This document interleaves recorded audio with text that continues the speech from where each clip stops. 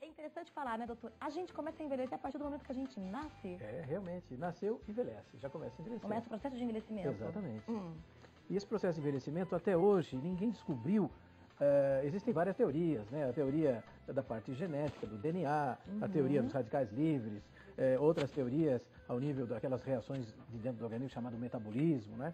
Mas até hoje é um mistério. Até hoje ninguém conseguiu parar o envelhecimento. O que é uma coisa boa, também. Imagina a gente com 70, 80 anos com a mesma cara que nós tínhamos com 7, 8. Isso seria a eternidade, né? Então, pegando a brecha do que é senescência e senilidade, a senescência é aquela longevidade saudável. Quer dizer, o senescente, a pessoa que está envelhecendo de forma natural, é saudável. A senilidade, isso é um termo da geriatria, já é o envelhecimento com doenças, o que nós chamamos de comorbidades.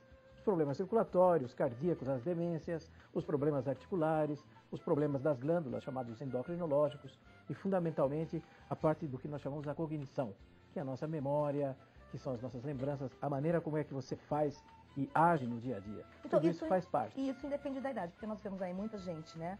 Muitos adolescentes, muitos adultos na fase produtiva da vida, né? De 30 e poucos, 40 e poucos anos, já apresentando alguns sintomas, né? De um certo envelhecimento precoce, nós costumamos chamar. Agora, quando a gente fala em geriatra, diz assim, geriatra só cuida de velho. Terceira idade tem que ir no geriatra. A partir de que idade nós já devemos consultar um geriatra? Na nossa opinião, né, a geriatria, propriamente dita, é depois dos 60 anos. Mas eu acredito que se a pessoa quer ficar bem, quer ter uma longevidade saudável, depois que ele já está na idade adulta, a partir dos 35, 40 anos, é aconselhável que ele visite um geriatra. Né? Agora, doutor, a mulher envelhece, demora mais para envelhecer. A mulher, em algum momento, ela envelhece mais rápido que o homem. Mas chega uma fase da vida que o homem ele começa a apresentar alguns sintomas e a mulher não. Ela está lá. Parece que assim, ela envelheceu, parou no tempo e o homem continua envelhecendo. O que acontece? As estatísticas são assim, a mulher vive mais tempo do que o homem e tem uma saúde melhor. Claro, se não abusar, não fumar, não beber, não estiver sob um extremo estresse. Acredita-se que a parte hormonal da mulher é um fator protetor. Mesmo depois que a mulher passa pela menopausa, existe uma adaptação, né? Quer dizer, na menopausa são os ovários que estão atuando, produzindo os hormônios chamados hormônios femininos, né? E esses hormônios passam a funcionar depois da menopausa através daquelas glândulas que estão sobre os rins, chamado glândula suprarrenal. Se a mulher não tiver um estresse violento e tiver uma boa constituição, ela envelhece mais lentamente. Uma boa constituição, o que isso quer dizer? A mulher não pode, é verdade que a mulher não pode engordar muito durante a vida? O problema da obesidade hoje é um problema muito sério para todo mundo, né? A gente come mal, a gente vive mal e a obesidade hoje é uma epidemia. Então, a mulher que se cuida, ela vai primeiro respeitar o seu próprio organismo. Depois, ela vai ter uma boa alimentação, vai fazer um certo ginástica, exercício físico, de acordo com cada pessoa, né? Cada um tem uma coisa específica para fazer. Não é necessário ser uma campeã de voleibol. Ela pode caminhar, ela pode fazer natação, ela pode ir na academia, sempre visando preservar a saúde. E depois tem um fator muito importante que atua no envelhecimento, que é a nossa parte emocional. Nós somos aquilo que pensamos e aquilo que comemos, doutor? Nós somos o que pensamos, o que vivemos e o que comemos. Às vezes você come muito bem, tem uma alimentação super saudável, isso é um aspecto importante. Você vive bem, tem tudo à sua disposição, é só estralar os dedos, mas você emocionalmente, no foco dos seus pensamentos, existe uma obstrução no bem-estar. Então, o ser humano é um ser espiritual, emocional, psicossocial e orgânico.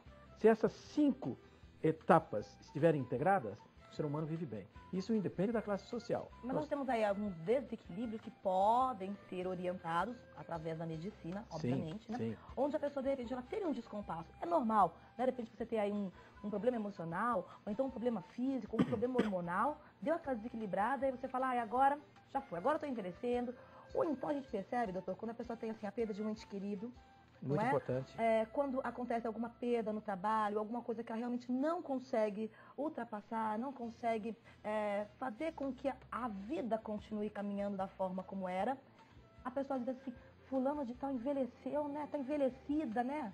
Isso acontece por quê, doutora? A tristeza envelhece o ser humano, né? Toda vez que você tem uma parte emocional que está sob pressão, todo o organismo reage de forma em uníssono, quer dizer, de uma forma total. Então você falou, perdeu um ente querido. O que é que sentiu? Sentiu-se abandonado. E na realidade essa pessoa abandona certos hormônios, os hormônios passam a não funcionar, existe um desequilíbrio psico, neuro, endócrino, imunológico. Essa pessoa começa a perder minerais através da não aceitação celular desse fenômeno. E, na realidade, todo esse complexo de perda, ou seja, a reação integral do organismo, se manifesta de forma que aquilo que seria necessário para nutrir um organismo saudável, não consegue nutrir. Aquilo que seria necessário para ter uma harmonia dos pensamentos e, vamos dizer, a felicidade, o bem-estar, não consegue atingir. Isto é, baixa o nível de neurotransmissores. Porque é interessante falar para você que nós temos dois tipos de neurotransmissores, né? Básicos, duas aparências. Uma é química e a outra é física. Então, quando você está tratando uma depressão, por exemplo, após a perda... Aliás, é doença do século, né, doutor? É doença agora... E a pessoa acha que toma uma pílulazinha e já fica bem. É a história de tudo que vem de fora. A pessoa não quer trabalhar dentro de si, não quer fazer prevenção. Está sempre correndo atrás do cachorro com a salsicha, não é verdade? Então tem que olhar para dentro, como você fez, você já está ganhando sabedoria nesse olhar para dentro, identificar as causas e aí expor para o colega, o terapeuta, o médico, o psicólogo, o fisioterapeuta, todos aqueles que trabalham na saúde, o que é que sente, por que sente e qual a origem desse sentimento. Isso ajuda muito na cura. Ninguém fica doente à toa. Tipo essa época que nós estamos vivenciando, essa época de seca, que está todo mundo com laringite, faringite, tosse, né, problemas respiratórios, problemas alérgicos. Nós estamos até, vamos conversar com um imunologista nessa semana, para falar sobre esse assunto. Mas tirando isso, doutor, doença, o corpo não é para ficar doente, o corpo é para ser saudável. Existem as chamadas doenças da estação, que são as doenças normais de cada época. Da mesma forma que você pode ter uma diarreia no verão, as pessoas mais sensíveis ficam doentes. Isso quer dizer, o que é que está por trás? É que a sua suscetibilidade, ou quer dizer, você ficou predisposto a ter aquilo, porque algo não está bem. Então você pega uma virose, você tem uma infecção bacteriana, você tem fungo. E muitas vezes é na parte emocional, como o senhor mesmo disse. A parte emocional é aquela que começa na cascata. Então é aquilo que vai dar o primeiro tranco, assim, por dizer, na psico, neuro, endócrino, imunologia. Tudo isso funciona em cadeia.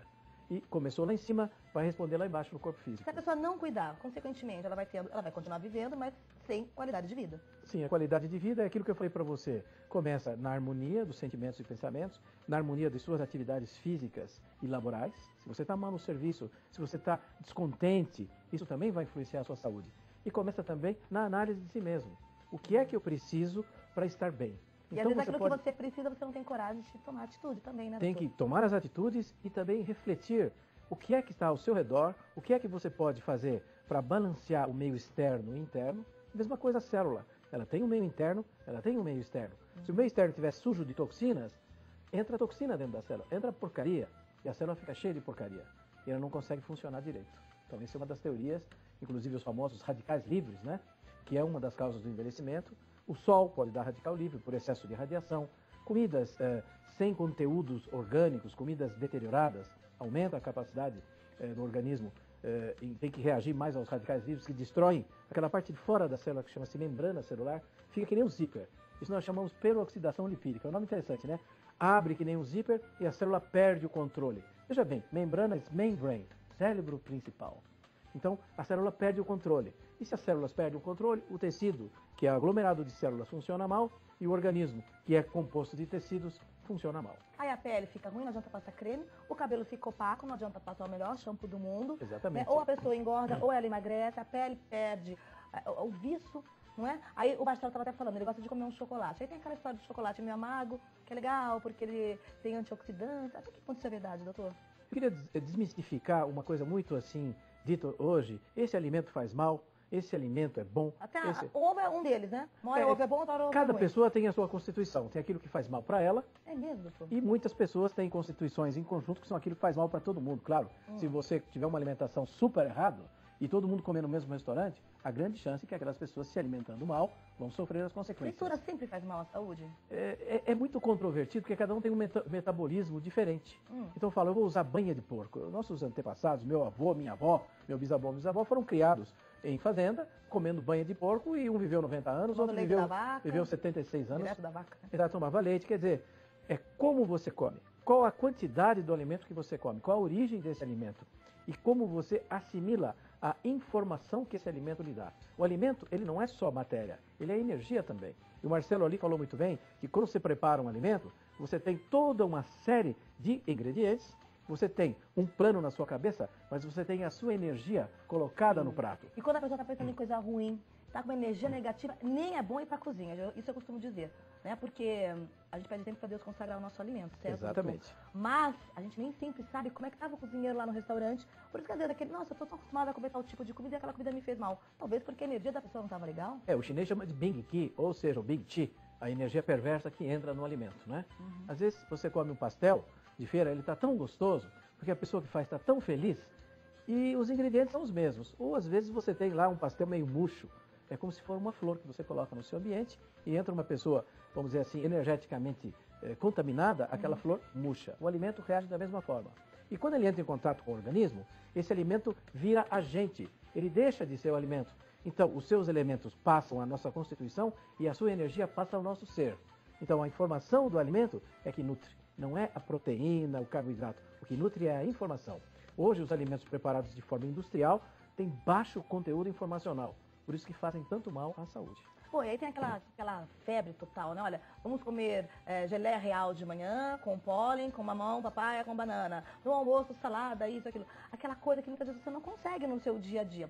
O senhor é a favor ou não dos suplementos nutricionais? Sou a favor dos suplementos nutricionais porque, como eu lhe disse, nós estamos constantemente perdendo minerais, vitaminas, nutrientes, aminoácidos, né? Nutrientes para a nossa urina e para as nossas fezes, né? E nem sempre, por melhor que seja orgânico o alimento, você vai ter a capacidade digestiva suficiente, ou por falta de enzimas, ou por ter problemas de flora intestinal, para absorver esse conteúdo. O que nós vemos na nossa prática já de muitos anos, tenho 30 anos de formado e trabalhei com várias técnicas, né? Inclusive homeopatia, medicina chinesa. Especialista em homeopatia, medicina biológica, medicina antroposófica, acupuntura, terapia neural, medicina ortomolecular, a biomolecular de Teurer, medicina antiomotóxica. De Heckweg, que eu nem sei o que é. Terapia por informação biofísica, medicina quântica alemã pela Sociedade Médica Internacional para BIT. Chama terapia por informação biofísica. Biophysikalische Informationstherapie, que eu fiz a minha formação na Alemanha, né? Então, na realidade, como eu disse para você, a suplementação... A diferença nos países, não percebe, doutor? Sim, cada país tem a sua alimentação tradicional. E é essa que nós devemos dar. Não devemos comer como um chinês, nem como um japonês, apesar da comida japonesa ser muito boa. Devemos comer como um brasileiro, que come de tudo, que come desde o vatapá ao caruru, que come a sua carninha lá no Rio Grande do Sul, que come o nosso frango caipira aqui em São Paulo. Essa alimentação é adequada, regional e alimentação sábia. Alimentações. Você vai ter que saber qual a época do ano, a melhor alimentação. Nós chamamos isso de alimentação sazonal. E qual o prato que é melhor para aquela região. Porque existe uma sabedoria antropológica intrínseca do local geográfico do ser humano. Doutor, por exemplo, a gente vai fazer uma consulta com o senhor. Quando a gente está fazendo a consulta, eu quero que o doutor Francisco até volte mais com a gente para falar sobre vários outros assuntos, além da longevidade. Mas, por exemplo, a gente vai fazer uma consulta. Sim. O senhor pede o quê? Exame de sangue? O que o senhor pede? Nós fazemos a nossa consulta, exame físico completo, uma boa anamnese, a parte emocional, tudo. Apalpamos o doente, escutamos o coração, o pulmão, né? E pedimos todos os exames complementares necessários, porque nós fazemos uma medicina científica. Nós também fazemos testes energéticos que nós temos como um complemento, não é? Para dar uma amplitude maior naquilo que nós chamamos de medicina energética, porque o ser humano não é só físico, é energético.